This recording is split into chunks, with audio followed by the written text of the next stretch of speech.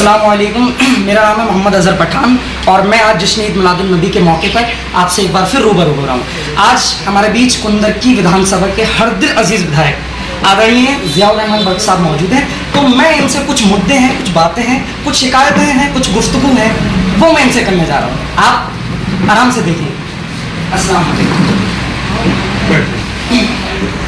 विधायक जी, मेरा सबसे पहला सवाल ये रहेगा कि कुंदरकी में हम अमूमन देखते हैं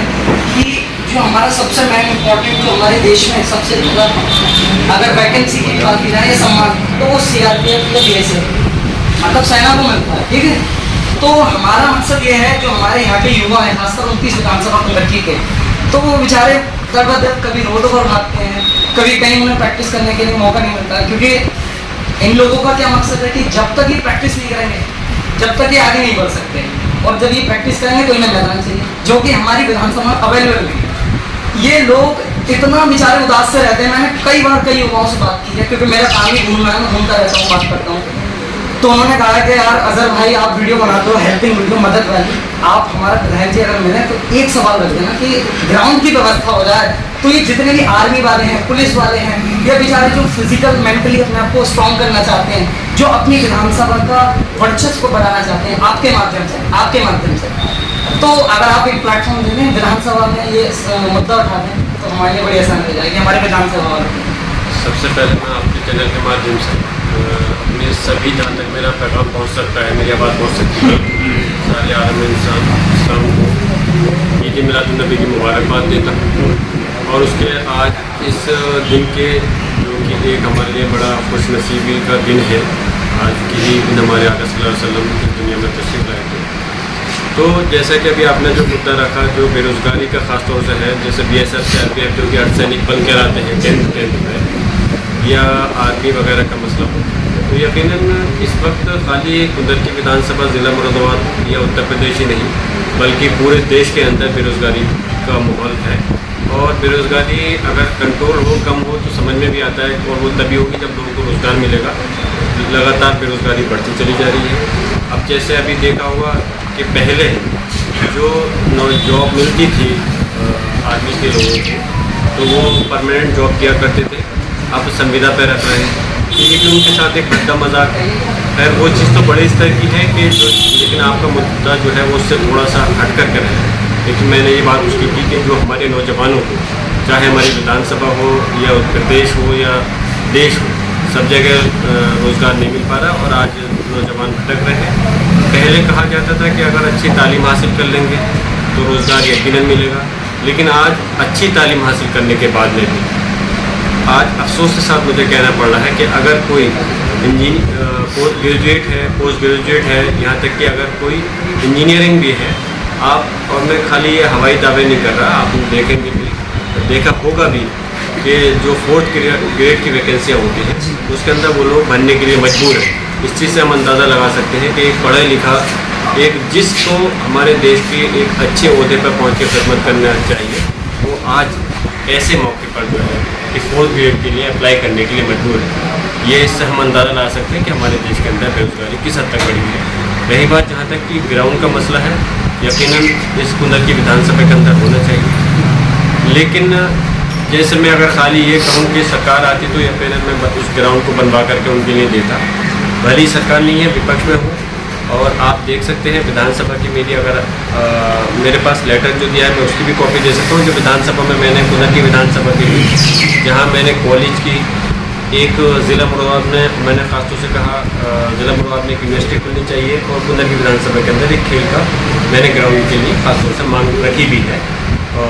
विधानसभा के अंदर। अब उस पर वो सरकार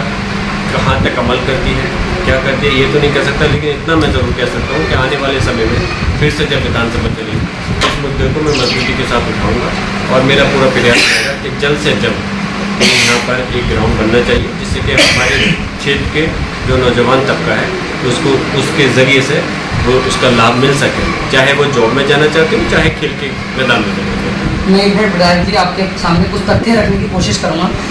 मैं आपको बताना चाहूँगा कि इससे पहले हमारे बीच हाजी रिजवान साहब विधायक थे, उससे पहले हाजी अकबर साहब थे, लेकिन अभी तक जितने भी विधायक आए हैं, मैंने युवाओं से खुद जाके बात की है, उन्होंने ये कहा है कि अभी तक जितने भी विधायक आए हैं वो बुजुर्ग थे, उनकी उम्र का भी लिहाज था, उन्होंने इस चीज़ पर इतनी तवज्जो नहीं दी। लेकिन ये शख्सियत जो बैठे हैं ज़ियाउर रहमान बख्श साहब, इनसे युवाओं की अपेक्षाएं इतनी ज़्यादा हैं क्योंकि ये खुद युवा हैं। और मैं आपको यकीनन बता रहा हूँ कि युवा का दर्द समझ सकता है, क्योंकि बेरोजगारी के मुद्दे मैं खुद बता रहा हूँ, वाकई में बेरोजगारी है, संविदा पर लोग लग रहे हैं मजबूरी में, फिर क्या करें, और कोई चारा भी तो नहीं है। लेकिन मैं हकीकत बताता हूँ, झूठ मुझे बर्दाश्त नहीं है, ना मैं बोलता हूँ और ना मैं अपने चैनल पर दिखाता हूँ, मैं सच्चाई दिखाता हूँ सिर्फ। इसलिए मैं विधायक जी से बिल्कुल सीधे सवाल करता हूँ, मैंने कोई भी उल्टा सीधा सवाल नहीं किया है। तो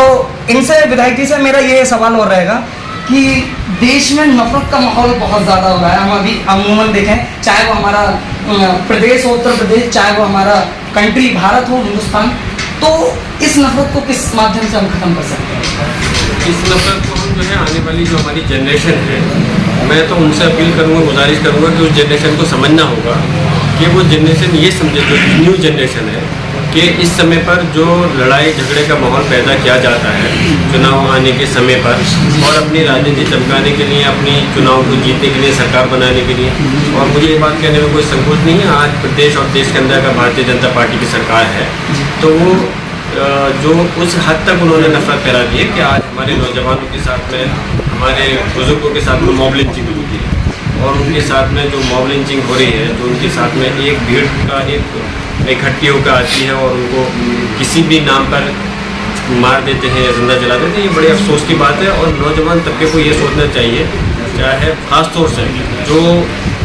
मुसलमान नहीं है, दूसरे समाज से ताल्लुक़ रखते हैं, कि इन चीज़ों से तुम्हें क्या हासिल हो रहा है? क्या तुम्हारा देश इस चीज़ से बढ़ सकता है? क्या देश इन चीज़ें मॉब लिंचिंग कर करके, नफरत फैला कर करके, हिंदू मुसलमानों के खिलाफ काम कर करके क्या तुम्हारा देश तरक्की कर लेगा? मतलब ही नहीं बनता। आज महंगाई बढ़ रही है तो वो लोग ये सोच रहे हैं, जवान लोग, अगर महंगाई बढ़ रही है तो क्या मुसलमानों के लिए है? अरे अगर इस सरकार ने, प्रदेश और सेंटर की सरकार की गलत नीतियों की वजह से अगर महंगाई बढ़ी है, तो उसका नुकसान जहाँ मुसलमानों को, उससे ज़्यादा नुकसान तो गैर मुस्लिम को है, क्योंकि बड़ी तादाद के अंदर इस देश के अंदर वो लोग रहते हैं। इन्हें समझना चाहिए कि अगर बेरोजगारी बढ़ रही है, मुसलमानों के साथ है, तो ज़्यादा तादाद में बेरोजगारी उन लोगों के लिए है, क्योंकि ज़्यादा बड़ा तबका आप लोगों का यहाँ पर रहता है। अगर आपस में नफरत बढ़ रही है, अगर कहीं तुम मुसलमानों की मदद कर सकते हैं, लेकिन मुसलमानों से भी तुमको मदद मिल सकती है। आज जो वो मदद नहीं मिल पा रहे, या चाहे कोई भी मसला हो, आज क्राइम का मसला हो, तो अगर कभी खुदा न खास्ते हम देखते थे कि अगर कभी रोड पे एक्सीडेंट होता था या कोई बात होती थी, तो हर व्यक्ति ये नहीं देखता था कि किस धर्म से ताल्लुक़ रखता है, वो उसकी मदद करने की कोशिश करता था। लेकिन आज इस प्रदेश और देश के अंदर इस नफरत का माहौल है कि वो उस मदद करने की तो दूर की बात है, आज मारकाट की नौबत आ गई है। और प्रदेश की सरकार और देश की सरकार कहते हैं कि हम जीरो टॉलरेंस की नीति अपना रहे हैं। अरे पहले बताएं जीरो टॉलरेंस की डेफिनेशन क्या है? जीरो टॉलरेंस का मतलब है कि आपने क्राइम को हमारे समाज से ख़त्म कर दिया है, और अगर क्राइम समाज से ख़त्म कर दिया है तो फिर क्यों इस प्रदेश और देश के अंदर ये घटनाएं क्यों घटित हो रही हैं? तो इस पर कंट्रोल करना चाहिए, और नौजवान तबके को सोचना चाहिए कि वो अपने आप को रोज़गार के लिए, अपने अच्छी तालीम के लिए, और इस देश की तरक्की के लिए, और इस देश के अंदर महंगाई को ख़त्म करने के लिए, भ्रष्टाचार को ख़त्म करने के लिए, तभी चीज़ हो सकती है जब सारे लोग मिलकर के काम करें। अगर एक भी तबका समाज का पीछे रह जाएगा तो देश तरक्की नहीं करेगा। मेरा बस आखिरी और लास्ट सवाल रहेगा, मैं कुछ तथ्य और रखना चाहूँगा अपनी विधानसभा 29 कुंदरकी के। ये वो विधानसभा है, यहाँ पर गरीबों के बच्चों ने किस तरीके से अपनी प्रतिभा को निखारा है, वो भी मैं आपके सामने, कुछ नाम, चुनिंदा नाम है जो मेरे दिमाग में भी आ रहे हैं, मैं आपके सामने रख पा रहा हूँ। अभी हाल ही में हमारे कुंदरकी के ही एक युवा हैं जिनका नाम है मोहम्मद शुएब। उन्होंने अपने दम पर SI की पोस्ट हासिल की है, जिस पर विधायक साहब ने खुद उन्हें जाकर सम्मानित भी किया था। ये एक अच्छी बात है, क्योंकि इतने संघर्ष के बाद अगर कोई जॉब हासिल कर रहा है ऐसी व्यवस्था में जिस टाइम जॉब का कोई नाम नहीं है, तो ये एक हमारे लिए फ़ख्र की बात तो है, ये तो बहुत अच्छी बात है। और ये वो कुंदरकी है जहाँ से इल्मा अफरोज बिलोंग करती हैं, ये वो कुंदरकी है जहाँ से अभी हाल ही में चर्चित सबसे ही फेमस यूट्यूबर अब्दुल्ला पठान जी यहाँ से बिलोंग करते हैं। तो इस कुंदरकी को आप नाचीज़ ना समझे, ये बहुत बड़ी, यहाँ पे जो कम्युनिटी है यहाँ की, वो बहुत एका और मोहब्बत से रहती है। बस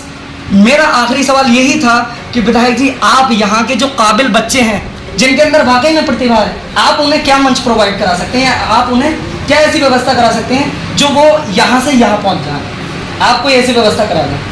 मेरी कोशिश यही है, जैसे मंच उपलब्ध कराने के लिए मान लीजिए मिसाल के तौर पर अगर नौजवानों को आगे बढ़ना है तो सबसे पहले उनको अच्छी तालीम चाहिए। लेकिन ये भी हकीकत है, जैसे मैंने कहा, उसका एक दूसरा रूप भी है, अच्छी तालीम मिलने के बावजूद भी नौकरी नहीं मिल पा रही है। खैर इस बुनियाद पर अगर हम ये सोच लें कि तालीम अगर अच्छी नहीं मिलती है तो नौकरी अगर हमें नहीं मिल पा रही तालीम के लिए तो हम तालीम हासिल नहीं करें, ये चीज़ मैं नहीं कह सकता, क्योंकि तालीम ही एक व्यक्ति को इंसान बनाती है। तो आगे एक अच्छा मंच देने के लिए मेरा पूरा प्रयास है, मैं सरकार से मैं कोशिश कर रहा हूँ कि जो कि अभी तक हमारे ज़िला मुरादाबाद के अंदर कोई सरकारी यूनिवर्सिटी नहीं है, और भी विधायकों ने मांग उठाई है, मैंने बड़ी जोश के साथ मैं विधानसभा के अंदर कहा था हमारे ज़िला मुरादाबाद के अंदर खासतौर से अगर कोई यूनिवर्सिटी उधर की विधानसभा के अंदर बनवा दी जाए तो सब लोगों को इसका लाभ मिलेगा, और जब अच्छी तालीम हासिल करेंगे तो यकीनन उनको फिर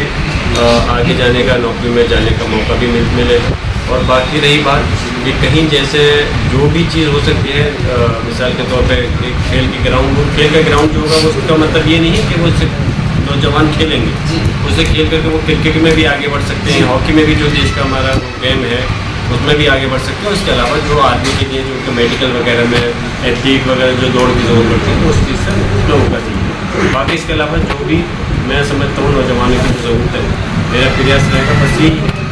भले ही सरकार नहीं है लेकिन मेरा प्रयास अपनी जगह जारी है और मैं कोशिश करता रहूँगा अपने आखिरी दम तक क्या हुनर के नौजवानों के लिए कम से कम ऐसी चीज़ें उपलब्ध होनी चाहिए जिनसे उसको लाभ मिल सके। बस लास्ट और आखिरी ये रहेगा कि ये लोगों की सबसे बड़ी समस्या, और मुझसे कई लोगों ने ये कहा है कि विधायक जी हमें टाइम नहीं दे पाते, बस ये और बता दीजिए और खत्म। हाँ जी, सही बात है। वो टाइम की बात ये है क्योंकि नहीं बिल्कुल सही आपका क्वेश्चन, टाइम का जो है क्योंकि जाहिर सी बात है मेरा भले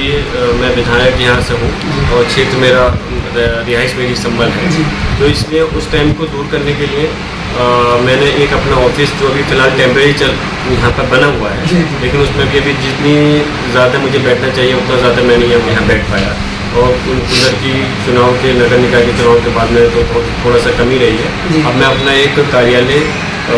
जो कि गागन पर एक अपना मैं कार्यालय बना रहा हूँ, ज़मीन लिए हुए भी मुझे थोड़ा सा टाइम हो गया, नक्शा भी उसका बन चुका है, इंशाल्लाह जल्दी कार्यालय वहाँ बन जाएगा, तो ये जो भी शिकायत है ये भी इंशाल्लाह दूर हो जाएगी।